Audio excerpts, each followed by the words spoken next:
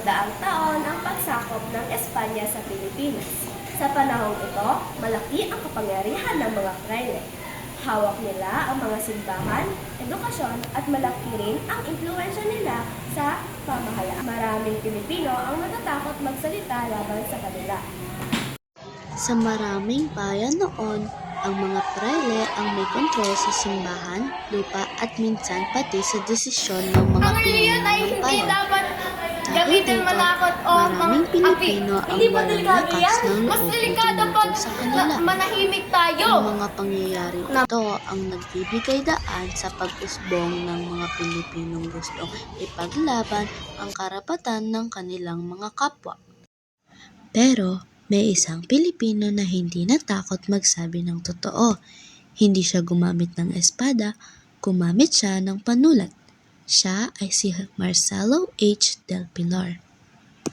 Si Marcelo H. Del Pilar ay isa sa mga pinakamahalagang manunulat sa kasaysayan ng Pilipinas.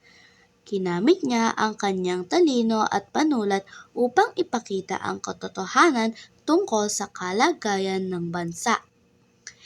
Kilala rin siya sa pangalang Plaridel, ang kanyang ginamit na pangalan sa pagsusulat upang maiwasan ang agarang paghuli sa kanya ng mga otoridad. Ipinanganak si Marcelo Hilario Del Pilar noong Agosto 30, 1850 sa Kupang, Bulacan. Pinanganak siya sa isang pamilyang may pinag-aralan. Ang kanyang ama ay si Julian Del Pilar, na naging gobernadorcillo ng kanilang bayan. Ang kanyang ina naman ay si Blasa Gait Maitan. Dahil sa kanyang pamilya, lumaki si Marcelo na may pagpapahalaga sa edukasyon at paglilingkod sa kanyang mga kapwa. Bakit kailangan po sundin ang mga praile kahit hindi po sila magsabi? Anak, mag-iingat ka sa mga sinasabi mo. Hindi lahat ng bagay pwedeng sabihin ng mga. Bata pa lang siya, napansin niya na iba ang trato sa mga Pilipino. May mga napapahiya at napaparusahan kahit wala namang ginawang kasalanan. Ang mga ganitong pangyayari ang nagmulat sa kanya sa realidad ng buhay ng mga Pilipino sa ilalim ng pamamahala ng Espanya. Unti-unti niyang naunawaan na maraming pagbabago ang kailangang mangyari sa lipunan.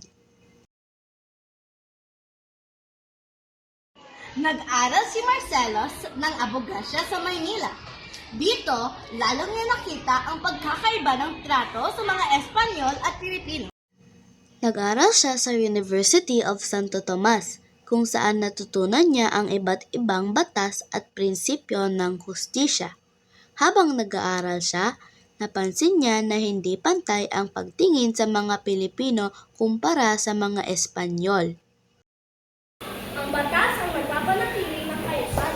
Pero kung ang batas ay pumapalik lang sa may kapangyarihan, Dito nagsimulang mabuo ang kanyang paninindigan na kailangan magkaroon ng pagbabago. Sa kanyang isip, malinaw na hindi sapat ang pagtanggap lamang sa kasalukuyang sistema. Kailangan nitong baguhin upang maging patas para sa lahat. Na alam ni Marcelo na hindi sapat ang tahimik na pagreklamo, na kailangan marinig ang boses ng mga Pilipino. ang reliyon ay hindi dapat gamitin manakot o mang-api. Hindi ba delikado yan? Mas delikado pag manahimik tayo. Gumamit siya ng pangalang Plaridel. Isa siya sa tumulong magtatag ng Diaryong Tagalog noong 1882. Sa pamamagitan ng pahayagan, inalalantad niya ang pag-aabuso ng mga praile.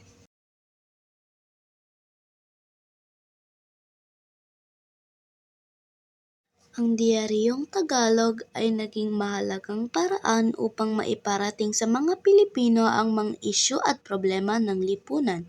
Sa pamamagitan ng mga artikulo at sanaysay, ipinakita ni Del Pilar ang mga maling gawain ng mga ilang praile at pangangailangan ng reforma. Noong 1888, napilitan siyang umalis ng Pilipinas dahil may banta na siya ay hulihin. Ang kanyang pag-alis ay hindi madaling desisyon.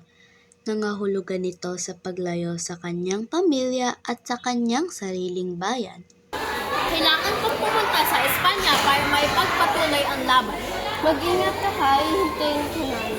Iniwan niya ang kanyang pamilya upang ipaglaban ang karapatan ng mga Pilipino.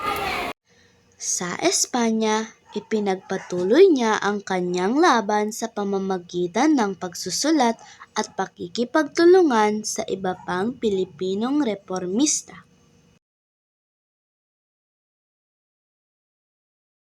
Sa Espanya, nakasama niya sina Jose Rizal at Casiano Lopez Haina sa kilusang propaganda. Dito nila inilathala ang pahayagang La Solidaridad. Kailangan marinig ng Espanya ang tunay na kalagayan ng Pilipinas, pangako ni Marcelo nung siya ay nagsusulat. Si Del Pilar ay naging editor ng La Solidaridad. Hiniling niya ang pantay-pantay na respeto, karapatan at representasyon, pati na rin ang pagbabago sa sistema. Sa pamamagitan ng pagsusulat, unti-unti nabuksan ang kamalayan ng mga Pilipino. Sa pahayagang ito, ipinakita nila sa mga tao sa Espanya ang mga problema at pang-aabuso na naranasan ng mga Pilipino. Ang kanilang mga sulat ay nagbigay inspirasyon sa maraming Pilipino na ipaglaban ang kanilang karapatan. Habang nasa Espanya si Del Pilar, nakaranas siya ng matinding kahirapan. Madalas nakukulangan siya ng pera at pagkain. Halos wala na siyang makain, pero tuloy-tuloy pa rin ang kanyang pagsusulat. Habang may pag-asa pa ang bayan, lalaban pa ako. Nagkasakit siya ng tuberculosis ngunit hindi pa rin siya tumigil sa paglaban. Noong Hulyo 4, 1896, namatay si Marcelo H. Del Pilar sa Barcelona sa edad na 45. Malayo siya sa kanyang pamilya at sa Pilipinas, pero hindi nasayang ang kanyang mga sakripisyo.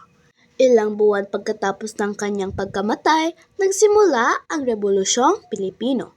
Hindi siya sundalo, hindi siya general, pero ginamit niya ang kanyang panulat upang ipaglaban ang bayan. Marcelo H. Del Pilar ay kinikilalang ama ng pagpapahayag sa Pilipinas. Ipinakita niya na ang pagsusulat ay maaaring magdala ng pagbabago. Ang kanyang mga salita ay patuloy na nagiging inspirasyon para sa atin ngayon. Si Marcelo H. Del Pilar.